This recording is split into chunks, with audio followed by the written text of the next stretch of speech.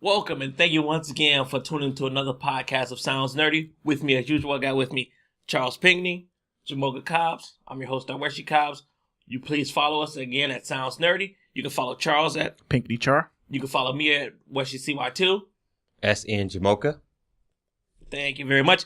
And you guys probably looking on the counter saying, wondering what these Amiibos are here for. If you followed us on Twitter, you realize that we have an Amiibo Giveaway contest for all the subs out there and the likes on our YouTube pages. We're going to be announcing the winners in the upcoming weeks.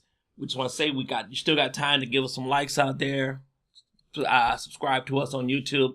And you can win one of these lovely Amiibos. I just want to give you a quick rundown of what we're going to be talking about this week. We're going to be talking about Google's project, Google Mobile Service Project 5. Sony with their announcement of 10 4K TVs, the Call of Duty reveal, Android Wear update, and a quick thing about Verizon. Other than that, we're going to get into the show. Let's get started. Want to say again, thank you guys for watching. Let's get into it. Today is 4/26. They just had a reveal on the Call of Duty Worldwide reveal. Let's talk about it because from what I've seen, I loved it. I can't wait for November 6th to come out and take a look at this game. What's your impression of it so far, Charles? I think it looks good. They do a good job of getting me amped about the story they want to tell. And I think that's the reason I buy every Call of Duty. There's a story to Call of Duty?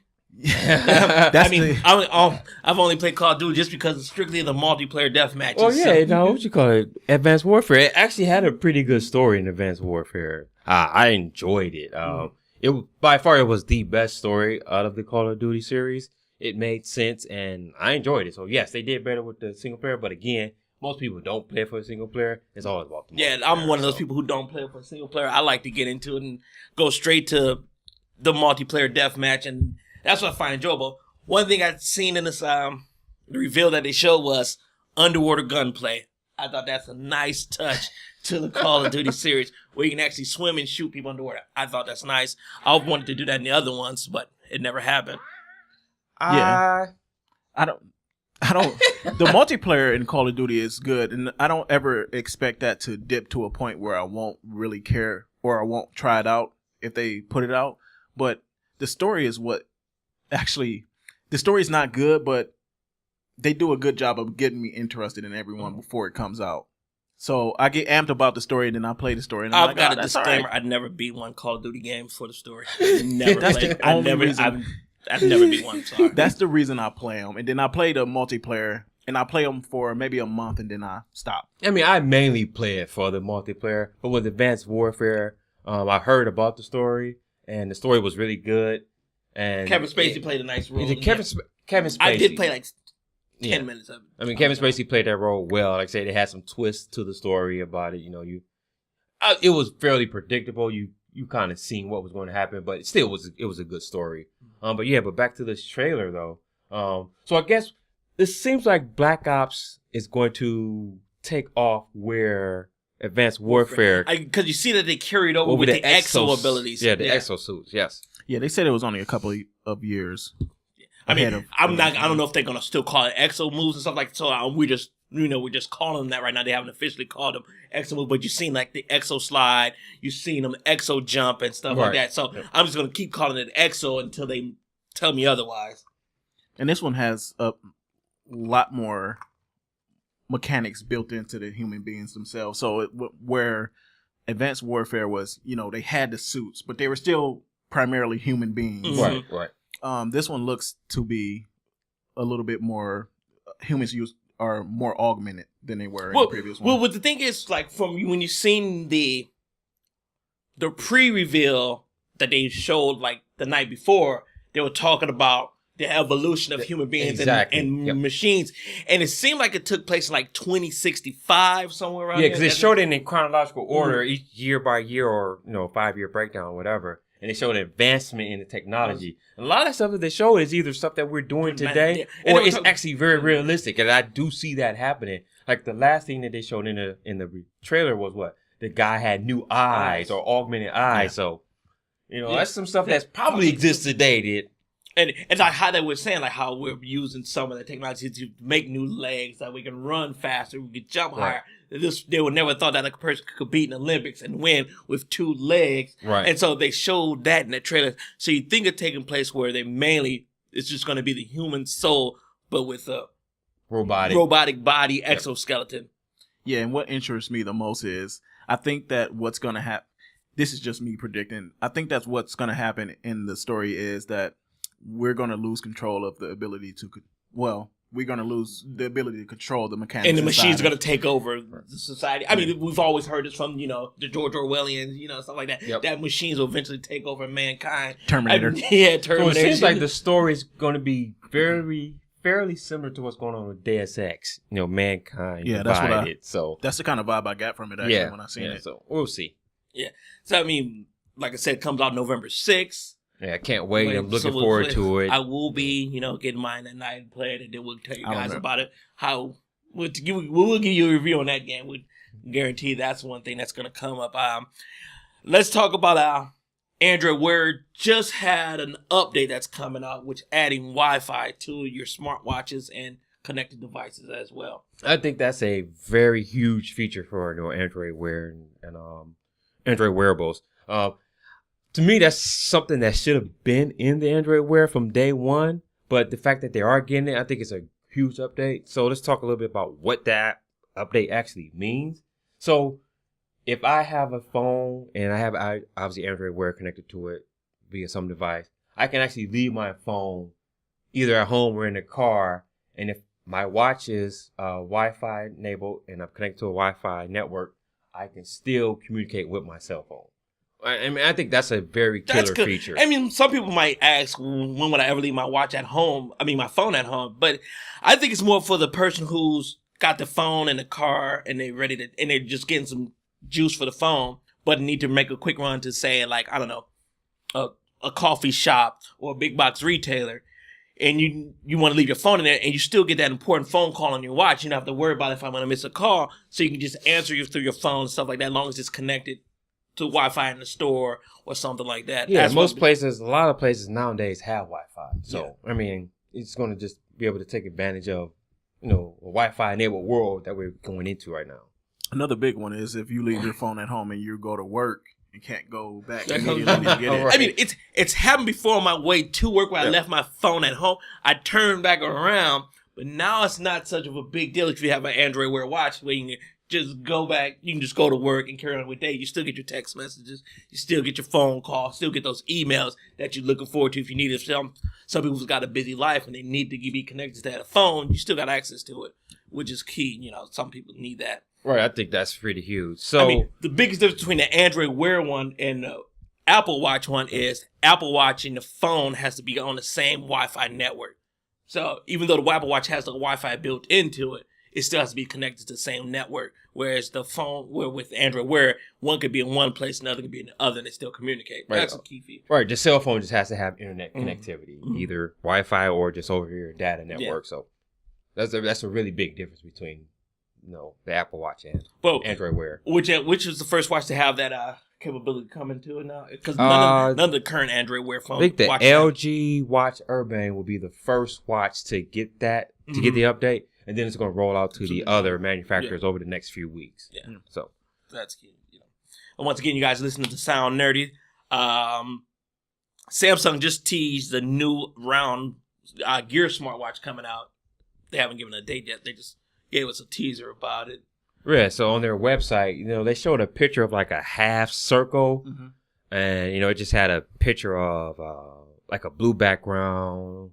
And it had like from 10 to 2 o'clock or whatever. And the caption said, get ready for the next gear. So clearly they are teasing what the next gear is going to look like. And it has a circular face, which to me is the way to do smartwatches. I mean, because most watches are circular. And it keeps the 12 o'clock hour with the main purpose of your watch is to, keep track of time. Yep. So I think you can go back to your roots, which is a circular bezel. Makes more sense, look more conventional. And I think you can do a lot. You can have a better watch band with a circular face than with these rectangular ones that there's always been to came out with so far.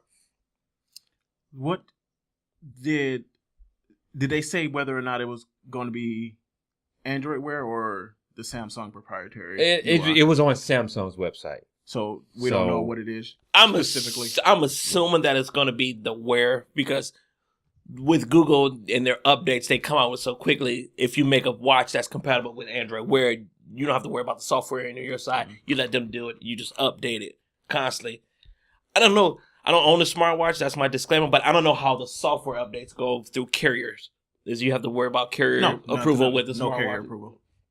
So that means they can handle these updates much faster. They have to go through the carrier approval, which is a key thing for me. You know? So they should be getting updates much faster. You don't have yeah. to wait weeks or months for updates. So that's really cool. So that's, I mean, if you are into the wearable technology, that's one thing to keep an eye out for. Look out for the Samsung smartwatch. Let us know what you think in the comments and tell us what you think about the new Samsung Ts. Sony just announced 10 4K TVs. We know Sony and TVs, and Sony can make some TVs. And they make them expensive too. So look, the 4K market is really heating up. But, again, like this is probably about our second or third year really of getting into the 4K market. So we said last week we just talked about Vizio announcing their M series of TVs. A couple weeks before that, we talked about Samsung when their UHD TVs. So say the market is going to be heating up. There's going to be a lot of competition for the 4K market. So like I said, more manufacturers enter the market, more TVs out there, the more competition is going to be better for the consumer. The more content.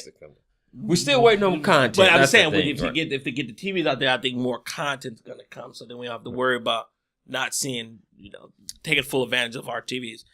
I don't understand with Vizio's M series how these manufacturers or feel like they're going to get away with making them so expensive. Like, how much more expensive are the Sony TVs compared to the Vizio M series? Or what series was it? Was it the M series? The M series for Vizio, yeah. So Sony's TVs,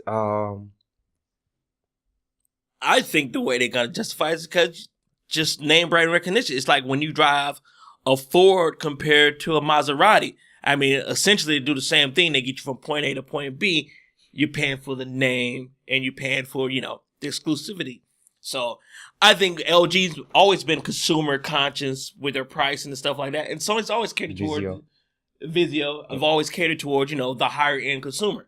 Yeah, and Sony, like I said, is driven by their name brand. So, but looking at some of these prices here, their cheapest TV at 43 inches is coming in at $1,300. Vizio's TV was what, $600 for their cheapest TV, and it was bigger than that, wasn't it? It was about a 40, somewhere in that 43 inches or something like that. Like Vizio's name, their name brand they're good. They're very good. I mean, consumer conscious, entry grade level, TV. So, the person who wants the newest technology but don't really want to spend entry level, you don't want to spend, like top of the line price for every time they release a new product. Vizio's good for capturing that that market there. And then people jump on the train as the technology comes advanced, the prices get driven down. So then now you can get that Sony, the same Sony. Now it's going to be at that Vizio entry level price. So one of the more expensive Sony TVs that they're releasing is their 75-inch XBR. It's coming in at $8,000.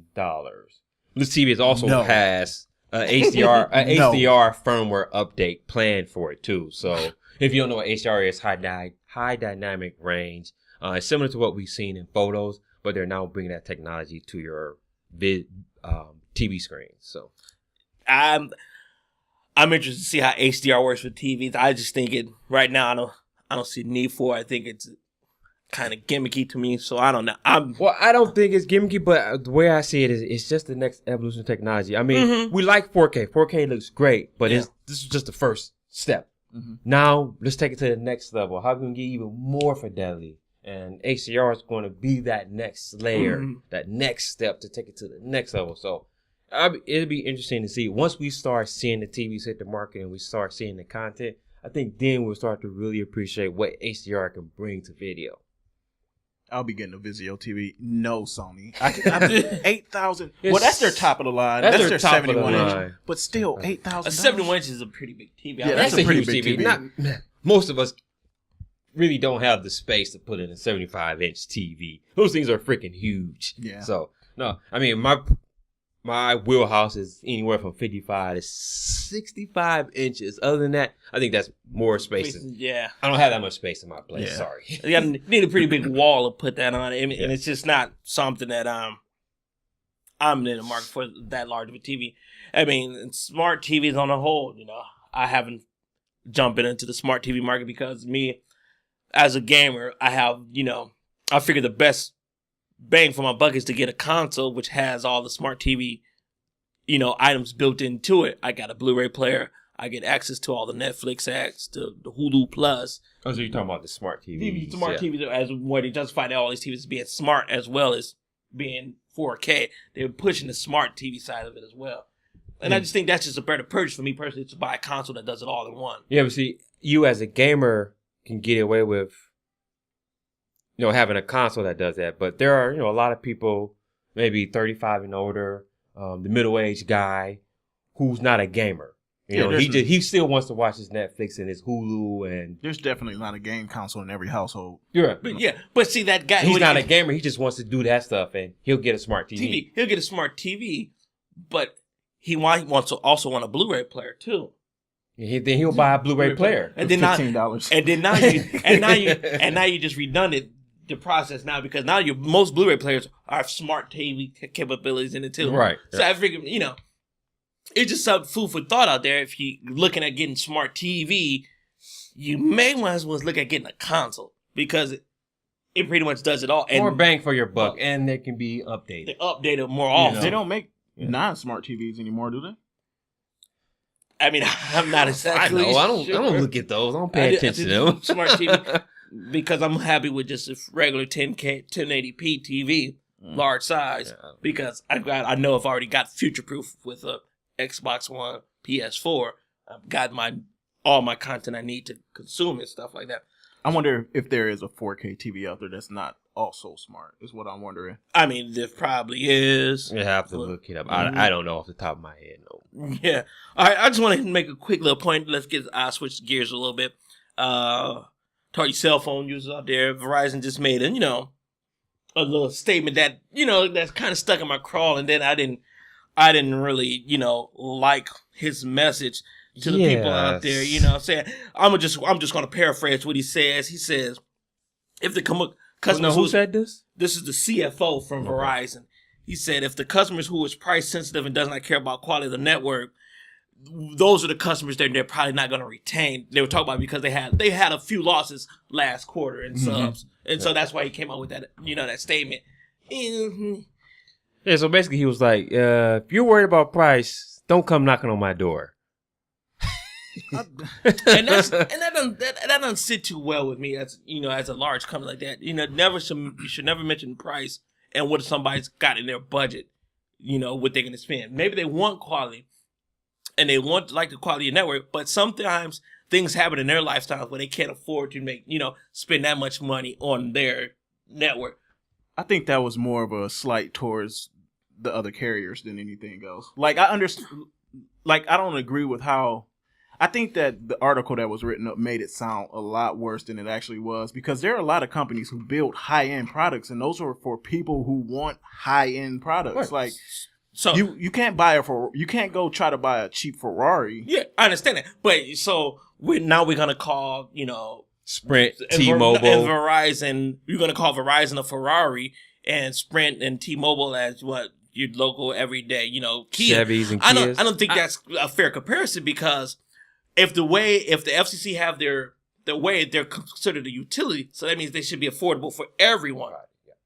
No, I don't think that's how people perceive it. I don't think that's technically how it should be perceived, because technically your service is going to depend on where you live at, no matter what carrier you're on. There are places where Verizon is horrible. Mm-hmm. There are places where Sprint is horrible. He's more just trying to sell his product. Oh, I understand. He's trying to sell. I think do all you can I to think sell he your could have product, but don't sold knock it better. Don't knock a person who's looking for a It's just deal. the way he said Don't it. knock a person for looking for Price. a deal. There because are many price conscious consumers. Most consumers are price conscious. Yeah, So, I think all consumers are price. Oh, Like, I don't think.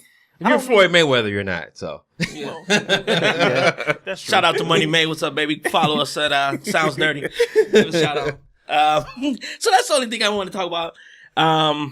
The last time we're going to talk about today is Project Fi, Google's mobile service. Oh yeah.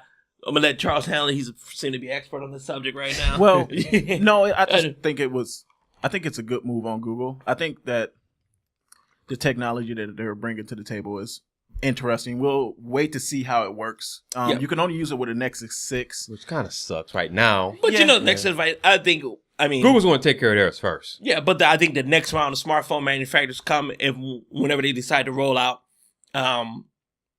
Project Fi, which when the rollout date is. I don't know. I didn't. But I think so if it rolls out this year, the next round of smartphones that you see, all your flagship phones, they're gonna have this Project Fi capability built into it. Yeah, if it's successful. Yeah, if it's successful. Because I mean that's just the way it is. If you're using a Google product, they typically send it out to all their manufacturers of it.